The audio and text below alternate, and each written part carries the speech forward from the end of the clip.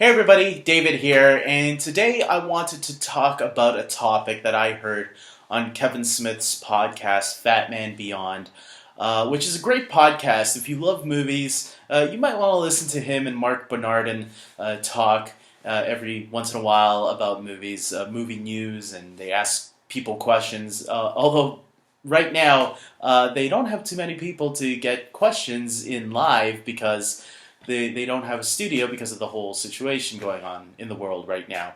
But he did bring up an interesting topic last week and now this week, where he talked about his interpretation of Avengers Endgame, the scene where Doctor Strange holds up his finger after Captain Marvel gets punched. He interprets that as that when Doctor Strange puts his finger up, he is saying that was the one chance. The part where Captain Marvel fights Thanos, and when he punches her with which stone was it? The Power Stone, the purple one. When he punches her, that was the one chance to stop everything from happening. And that when Strange put his finger up, that was him saying, "That's it. We lost. This is the end."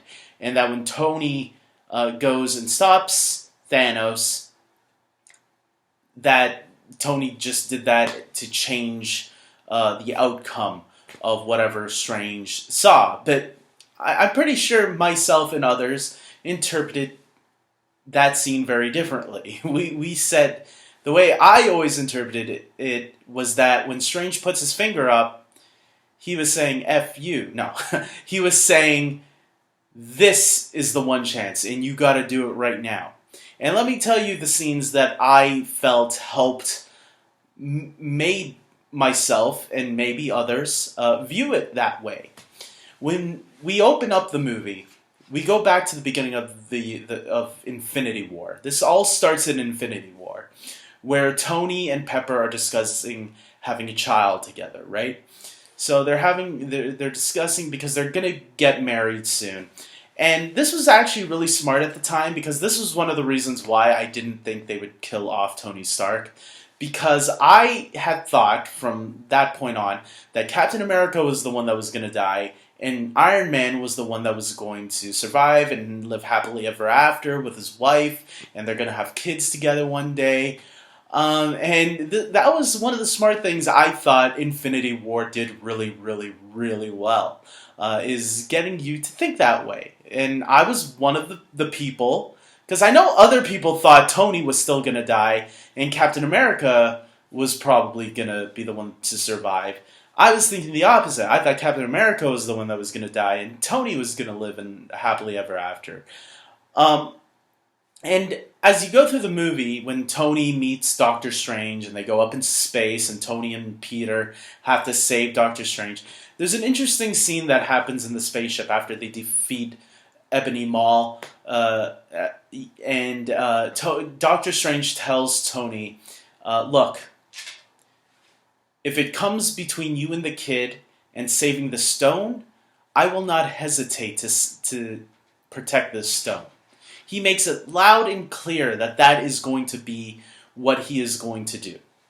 To protect the stone no matter what. Like, you come second when it comes to the stone. That's pretty much what he's... And including Peter, too. And Peter's a kid. Like, he still has his whole life ahead of him. He has to get, he's probably still a virgin that, why would Doctor Strange say that he wouldn't help these two over a stone? Because the stone is, according to Strange, is still very important to him. And he must protect it at all costs. So then you get to Titan, where Strange starts seeing the unlimited possibilities. And there's only one scenario where they win. This is the next step that helps us get to Endgame. Because then during the fight against Thanos, when Thanos comes to Titan and fights all of them, there is an interesting moment where Thanos stabs Tony. And he is about to kill Tony Stark at that moment. And do you remember what happens? Doctor Strange is the one that yells out, "Stop." And he yells at "Stop," and he says, "If I give you the stone, you must spare his life." And that was an interesting point, considering the fact that a couple of scenes ago, he just told Tony that he will protect that stone no matter what, and he would let him and Peter die over the stone. So the fact that he changed his mind during this moment means, obviously, out of the futures that he saw, and the one that was very important, Tony must have been a very important person in that future that Doctor Strange saw. So then we get to the moment, where Doctor Strange returns with all the other heroes at the portal scene. And Doctor Strange and Tony have a little conversation, a quick conversation, while all the battle is going on. And Tony Stark says to Doctor Strange, "Is this it? Is this the moment that, the one thing is supposed to happen?" And Doctor Strange says, "If I tell you, it won't happen." So then the moment comes up with Thanos has a couple of battles. I think he fights Captain America, he fights Thor, and he fights Captain Marvel. And he knocks out Captain Marvel, and then that's the scene where, once again, he raises his finger, right? That is Doctor Strange to me, and I'm pretty sure to a lot of other people, that is the moment where Doctor Strange says, "This is it. This is the one shot. You have it. Go and do it." And I think the reason why Doctor Strange doesn't tell him earlier why that's the one shot is because if Doctor Strange were to tell Tony ahead of time, Tony would hesitate or try to come up with a plan all on his own. And it has to be with instinct that Tony had to do what he was going to do. Because if he stalled or if he planned it out, it might not go the way it was supposed to. It would have to be more done by instinct rather than planning it out and knowing what to do. Also remember, Tony has a kid by this point. And that was the smart thing about going 5 years into the future, because where it comes for me, where in Infinity War, I was thinking, oh yeah, they're not going to kill Tony Stark because he has to have a kid and get married to Pepper. Well, during the 5 years, that has happened. And so now they said, okay, we gave Tony what he needed. He got married. He had a kid. Now he can die. And it was such a brilliant tactic played by the Russo brothers and Marcus and McFeely that it definitely caught me by surprise. That whole movie did. I think Endgame and Infinity War have to be viewed as one gigantic film. And to get to A to Z, you see how it all plays out. Especially when you watch both of those movies back to back, it all makes sense afterwards.